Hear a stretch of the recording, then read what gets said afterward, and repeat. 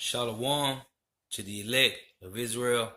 Got to give our praises to Yahweh, Bahashem, Yahweh Shai, Bahashem, Rakah, Korash. Double honors to the apostles and the elders of Great Millstone who rule well, who teach well. And a sincere salutation to all the Akim pushing this truth throughout the four winds of the earth, waking up the hopeful elect. Shalom to the Akwaf who are listening and learning. I'm Isaiah coming at you with another lesson in truth, facts, faith, and edification. This is a short little 7-minute clip from RT News, and the title of it is "Recession Looms as Subprime Borrowers Default Loans." So,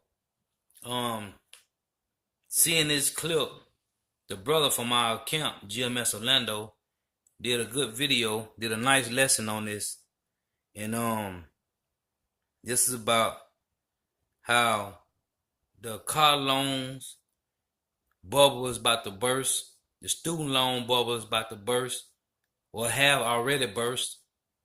Okay, this is about the housing bubble, the auto loan bubble, all these different loans. Okay, all this credit and loans and everything that has to do with North America and just everything about Esau Edom's kingdom is collapsing. Okay, the economy is crashing, man. These Edomites' kingdom is falling. And as their kingdom is falling, they are being revealed who they are. According to the scriptures, the Esau Edom, the Edomites, the so-called white man, is being revealed. So as his kingdom is falling, at the same time, they are being revealed who they are, which are the Edomites. They're the biblical Edomites of the Bible. These so-called white people are the biblical Edomites in the scriptures. So, Lord, wouldn't this be edifying? National headquarters of RT America in our nation's capital. Hello again, everybody. I'm Rick Sanchez. We begin tonight with a new report released by the Federal Reserve Bank of New York, which says that more than 7 million Americans cannot pay off their car loan. Now, this is what the Federal Reserve is saying, okay? Who controls the Federal Reserve? Esau Edom, the so-called white man, the elites, okay? Your Rothschilds, your Rockefellers, your Oppenheimers, your DuPonts, your Gettys, okay? All these elite bankers, man. They are delinquent, which means they are behind on their payments by at least 90 days, 3 months. This is a surprising revelation. And you probably are asking, how can that be, right? Especially considering all the reports that we've been getting. This economy is booming, right? And the labor market way up, according to all the reports that we've been seeing. Is this the proverbial canary in a coal mine story? Mainstream economists did not see this coming. And then again, they also don't talk very much to mainstream economists about something like this. But you know that debt-wise, in terms of debt, the average American has never really recovered from the 2008 meltdown. That's important. Why? Well, because the Fed, according to critics, printed money out of thin air and kept interest rates at zero for about 10 years. The part about zero for 10 years is not according to critics. That's a fact. So what did Americans do? They pulled out the old credit card and they started borrowing, and they started borrowing, and they started borrowing over the last 10 years. So much so that we've now amassed $15.2 trillion in household debt. So yes, the economy has gotten better, but we haven't paid down much of what we've borrowed. In fact, we've actually borrowed more. Why? We had no incentive to pay it down. Why? Because the Fed kept interest rates pushed down so low, and by keeping them there, it actually encouraged most Americans to go out and get more stuff, even if it's stuff they didn't really need. So what happens if there's a downturn now? See, this is the kind of smart conversation we want to have with people. The projections are worrisome, and we're going to drill down on this phenomenon with an economist who kind of saw this coming. That's here on the News with Rick Sanchez, where we believe in looking at what got us to where we are, because it is time to do news again. Okay, let's get started with 3 important points that I need to share with you regarding what I just told you about this report that 7 million Americans can't pay their car loans. 1, most of the people who can't pay their car loans, they're either under the age of 30 or they are subprime borrowers. Does that sound familiar? Subprime borrowers. That means they kind of didn't have the credit to buy whatever it is they were sold. Here's another important point. The report reflects the last quarter of 2018. So it's the last part of last year when we suddenly learned about this. So here are the questions that we need to ask. Given these conditions, what happens if we get hit by another recession? Who's going to pay out the debt that average Americans have assumed while they get laid off, or maybe their pay continues to be cut back? Oh, and as the middle-class taxpayers are now finding out, the Trump tax rebate, the one they got last year, that was a one-time deal. So now what? Richard Wolff is a professor of economics at UMass Amherst, also co-founder of Democracy at Work. We talk about what happens to the average American if we do get hit by a recession. This is Isaiah 47:1. And it reads,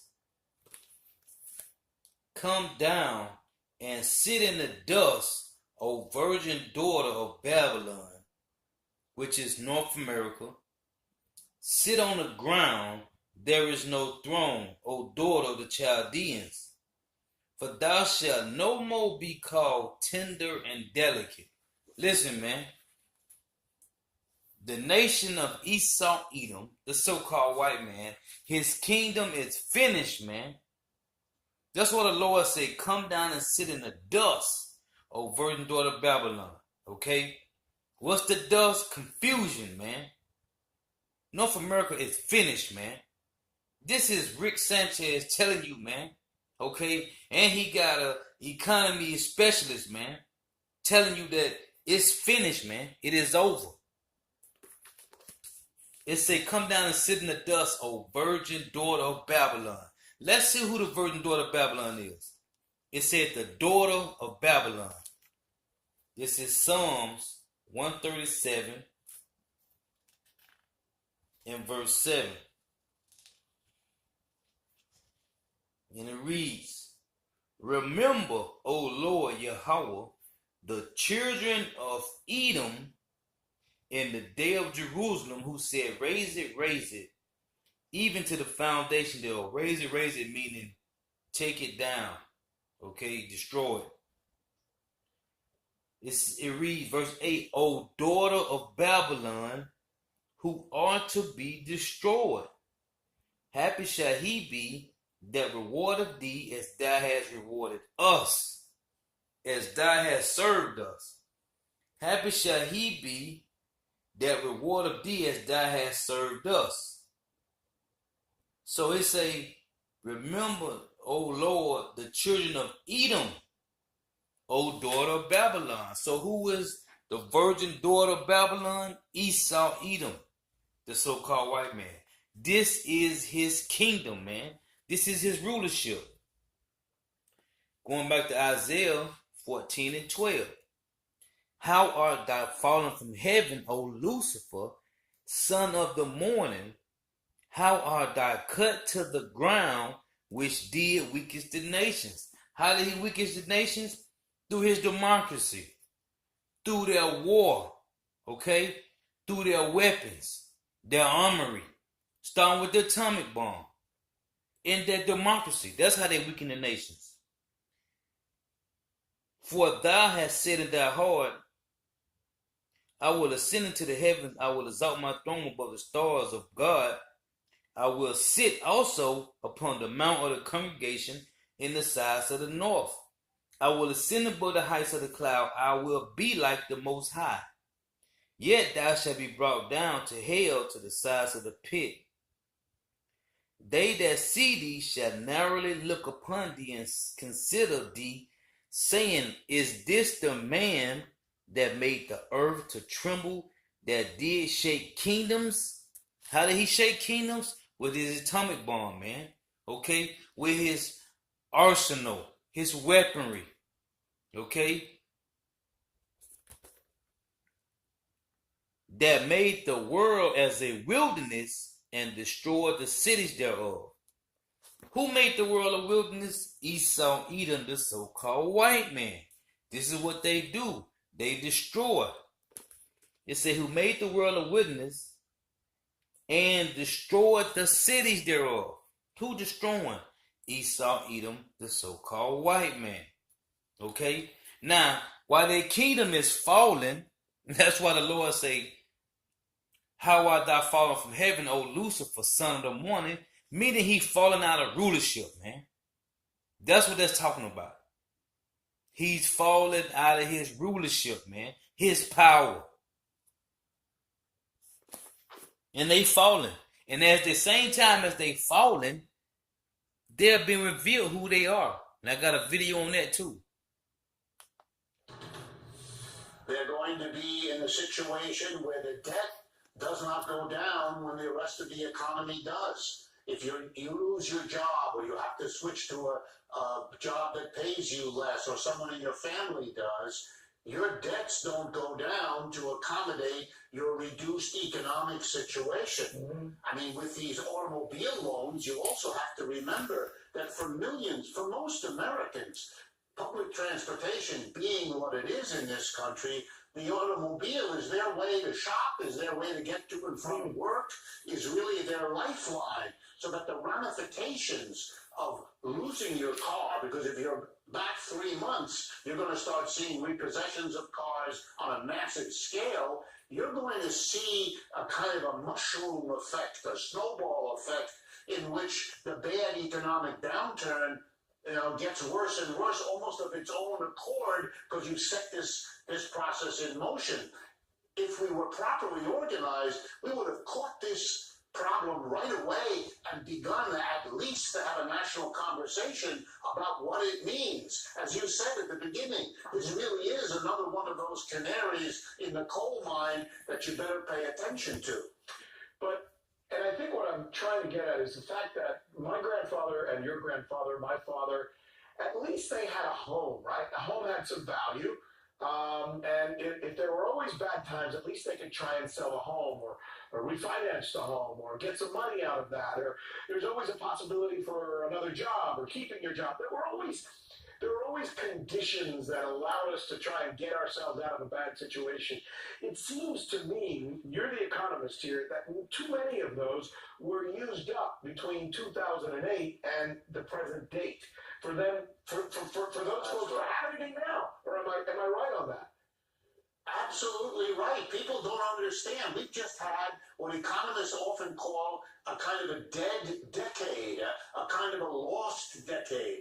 We had millions of people unemployed for long periods of time.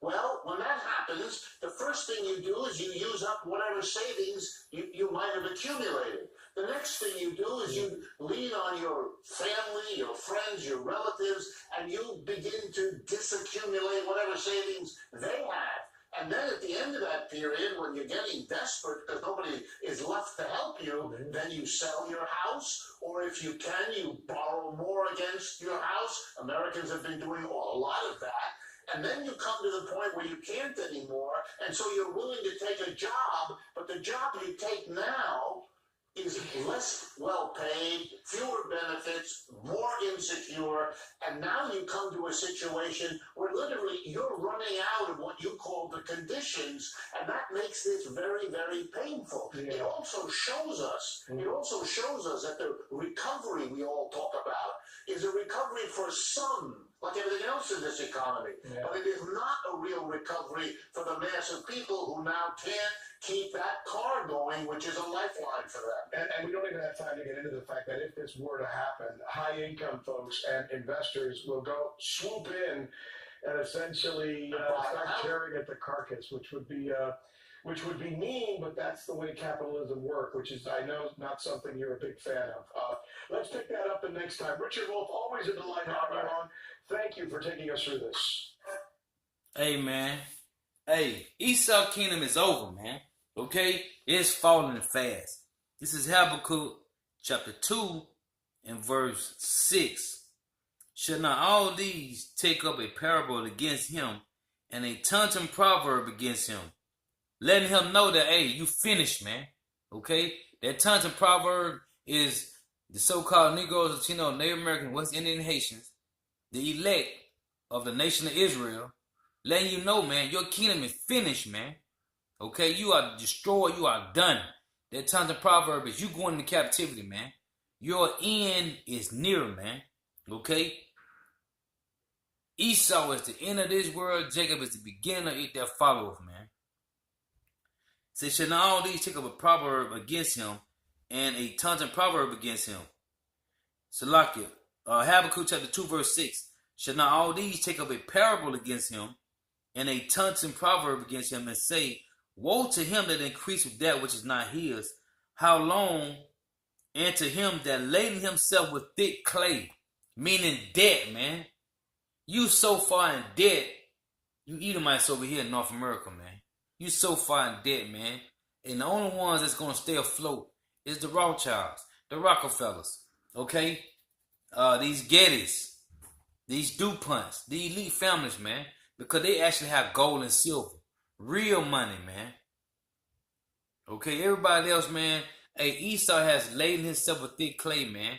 And all you fools that think you got FRN notes and you going to be on top, you going to be on the bottom, man.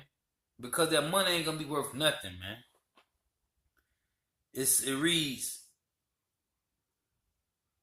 it say, how long, and to him that laden himself with thick clay, shall they not rise up suddenly that shall bite thee, and await that shall vex thee, and thou shalt be for booty unto them. You're going to be booty unto who, man? These other nations that's going to destroy you, man. And ultimately, you're going to be a booty for the Israelites, man. Okay, for the elect of Israel. When Yahweh shall come back and destroy this place, man. But you're going to be a booty for everybody, man. Okay? Because you done took from every other nation. So guess what? Every other nation is going to take from you, man.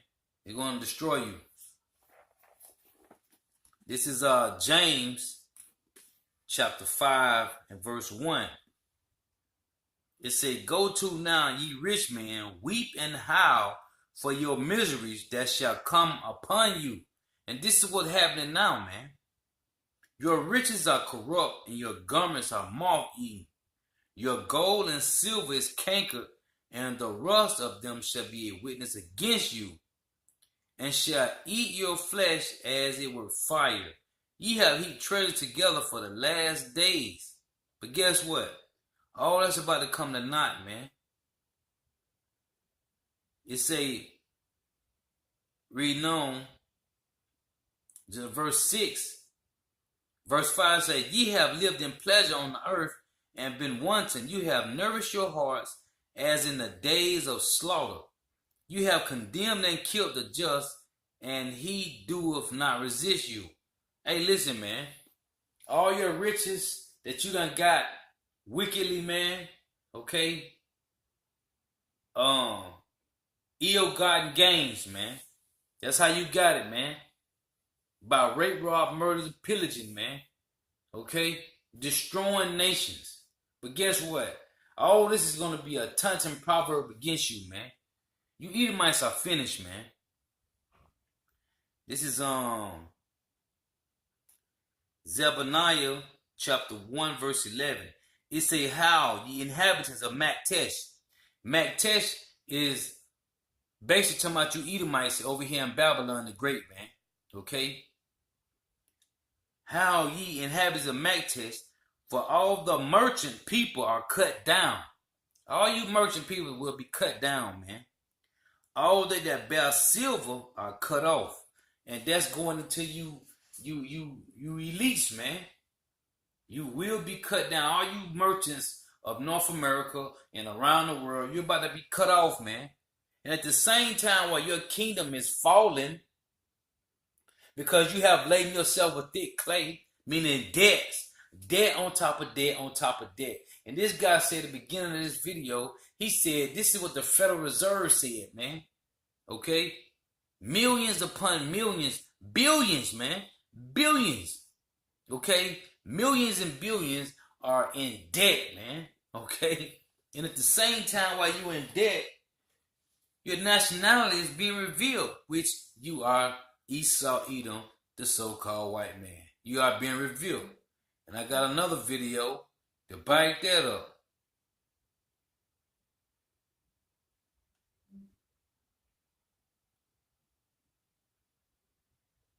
Um,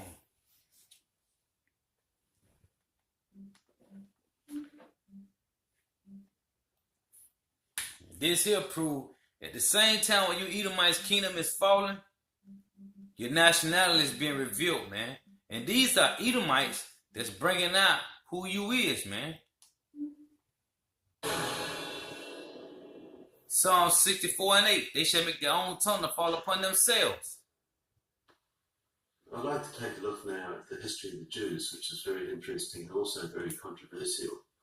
And I thought I'd go and have a look at Jewish literature to see what they say about their origins.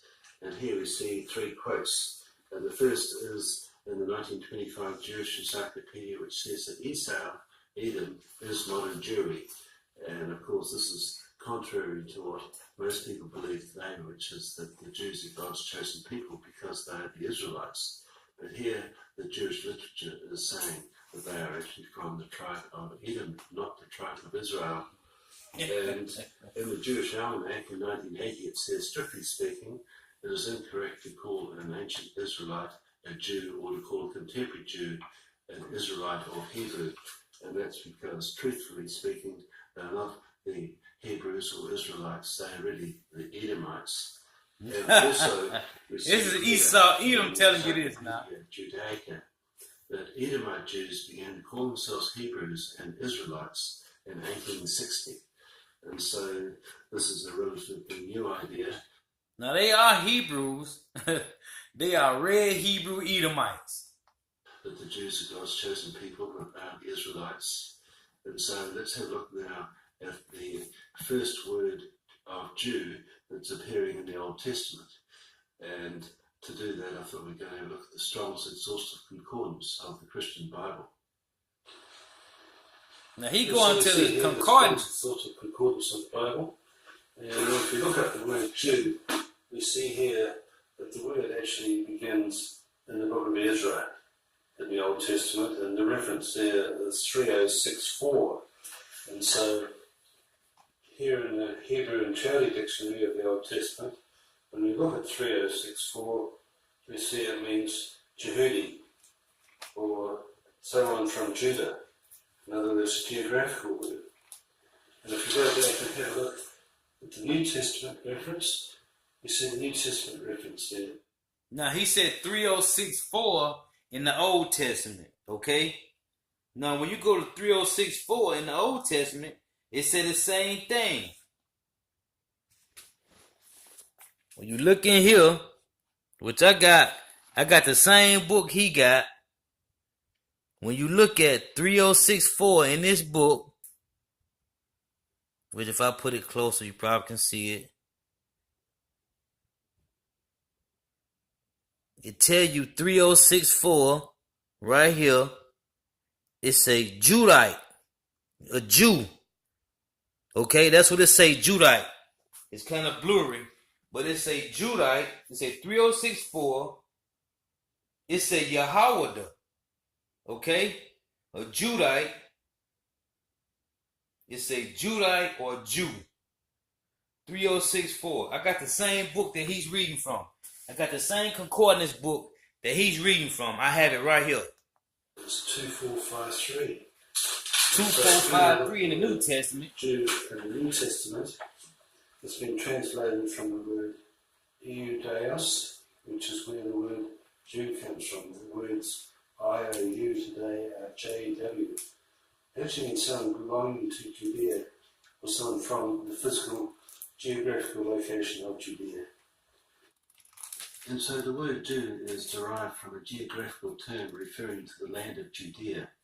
And remember that the Judeans... Now he said in the New Testament 2453, which is say Judean, belonging to Yahweh. That's what it say. A Jew. 2453. It say from 2448 in the sense of 2455 as a country Judea belonging to Yahweh, Jew or Judea. Okay? Hey man, you Esau, you Edomites are revealed, man. One of the 12 tribes of Israel. And it first appears in the book of Ezra, which was written around like 440 BC, which is roughly the same time as the books of Nehemiah, Esther, and Malachi were written. And we have established that the Jews are not really the Israelites, so the question is, who were the real Israelites? And a clue to this is given in the book of Maccabees. And remember, the name Maccabees is a Scottish name. Now he going into the Apocrypha now with the Maccabees. Maccabee went out and conquered were the Edomites, that is the Edomites living in Judea.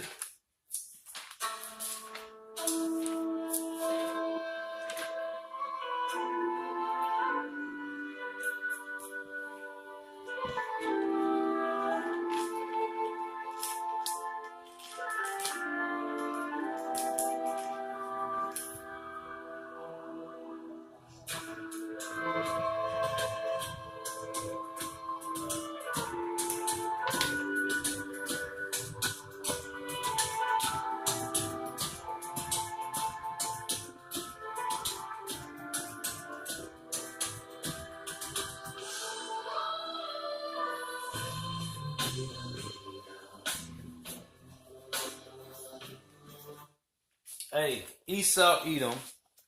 Let me see if I could. I want to show this. I just highlighted it, but I guess it's kind of blurry. But this is 304 3064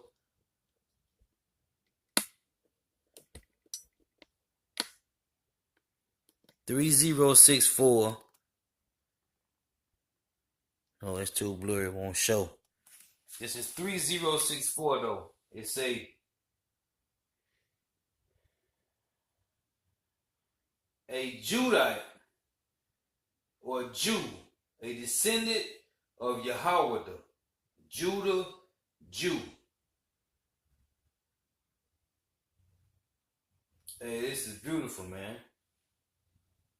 This is beautiful. And Esau, Edom is revealing the truth on these Edomites, man. Okay? They are the biblical Edomites, man.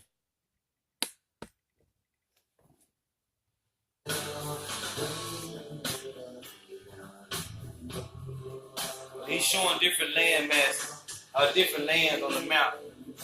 It says Judea, Idumea, Moab, Edom.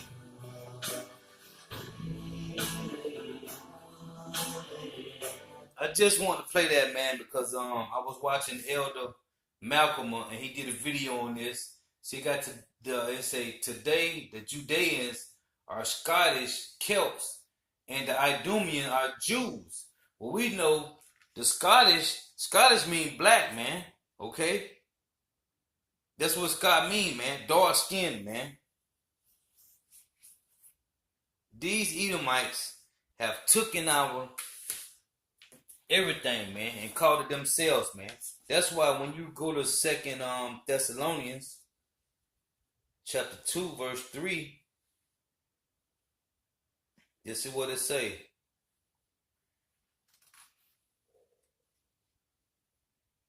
2 Thessalonians chapter 2 and verse 3. It reads, let no man deceive you by any means, for that day shall not come except there come a falling away first. Meaning we were going to forget who that we was. Say that Jeremiah 17 and 4. And we had to go into slavery.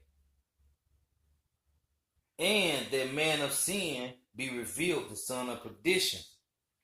Hey, you have been revealed. Esau, Edom has been revealed, man.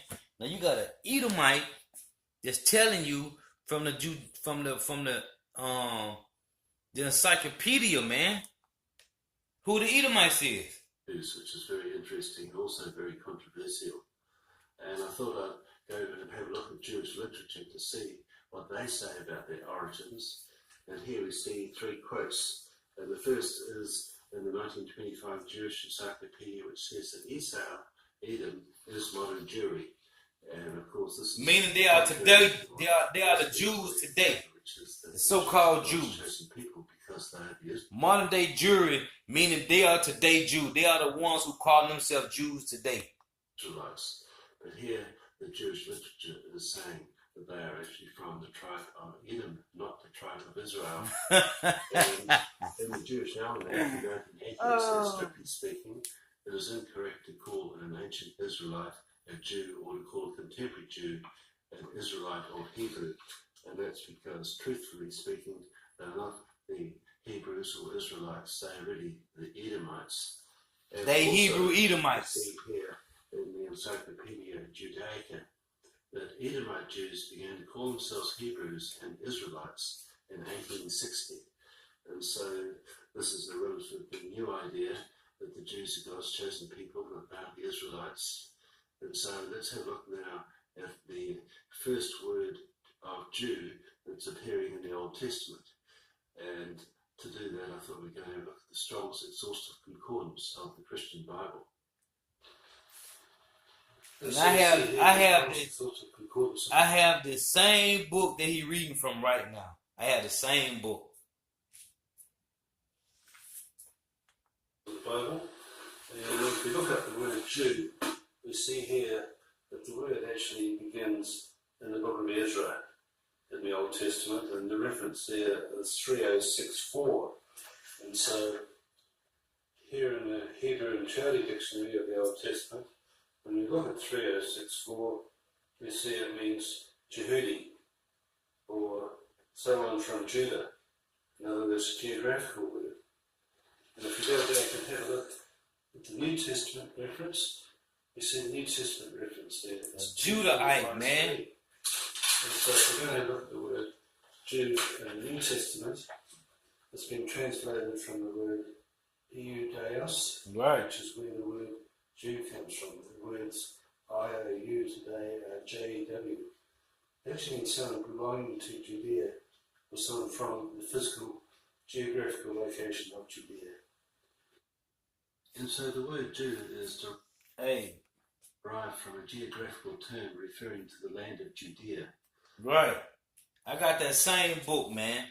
Okay? Listen, man. The Edomite kingdom is falling. They are finished. Everything about North America is done, man. It's collapsing. And on top of that, they are being revealed who they is by their own people. Now you got some idiot, some Edomite, want to go into Deuteronomy 32, talking about the Hebrew Israelites is not the so-called Negro, Latino, Native American, West Indian, Haitian. Hey, man, y'all not finished, man. Y'all have been revealed. The world know who you are, man. Hey, you might well just give up the ghost, man, because it's over, man. You will be destroyed. You will go into captivity, and you will serve hard bondage, man. Hard bondage, man. So get ready. For all you Edomites who's putting restrictions on Jake videos for bringing out the truth on you Edomites, man, get ready for slavery, man. You are done for. It's time for you to go into captivity, man. Your kingdom is finished, man. Esau is the end of this world, and Jacob is the beginning of it that followeth, man. How ye, all you inhabitants, man. Okay, all you rich men, man. Your kingdom is finished. You are done. So get ready, man. Prepare, man. Oh, I'm gonna read one more precept and I'm gonna close out. This is Lamentation, chapter 4 and 21. And it reads, Rejoice and be glad, O daughter of Edom, that dwelleth in the land of Uz. The cup also shall pass through unto thee. Thou shalt be drunken and shalt make thyself naked. Okay?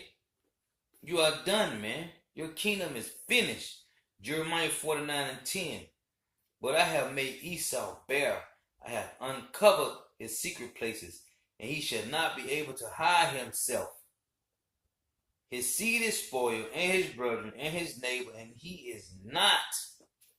It's over for you, man. Okay?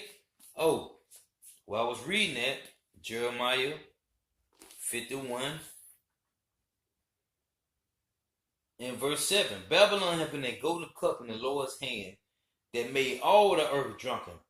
The nations have drunken of her wine, therefore the nations are mad. All the other nations, that's why they're going to destroy you, man. All the other nations going to come against you, you Edomites over here in Babylon, man. Okay? Starting with the Edomites of Russia. They're going to destroy you. It say Babylon is suddenly fallen and destroyed. Howl for her, take balm for her pain, if so she might be healed. We will have healed Babylon, but she is not healed. Forsake her, and let us go every one into his own country, for her judgment reacheth unto heaven, which is tell you in Revelation 18 chapter, starting at verse 4 down to 6. It say, for her judgment reached unto heaven, and is lifted up even to the skies. The Lord Yahweh, Bahashim Yahweh Shah, have brought forth our righteousness. Come, and let us declare in Zion the work of the Lord Yahweh, Bahashim Yahweh Shah, power, our power. Make bright the arrows, gather the shields. The Lord hath raised up the spirit of the kings of the Medes, for his device is against Babylon to destroy it, because it is the vengeance of the Lord Yahweh, Bahashim Yahweh Shah, the vengeance of his temple. So you Edomites, you daughters of Babylon, which tell you in Psalm 137, 7 and 8, the daughter of Babylon is you Edomites, man. Hey, your kingdom is finished, man. So with that, I gotta give all praise to Yahweh, Bahashim Yahweh Shah, Bahashim Rikakodash, double honor to the apostles and elders of Great Millstone who rule well, who teach well, and a sincere salutation to all the archon pushing this truth throughout the four winds of the earth, waking up the hopeful elect. Shalom.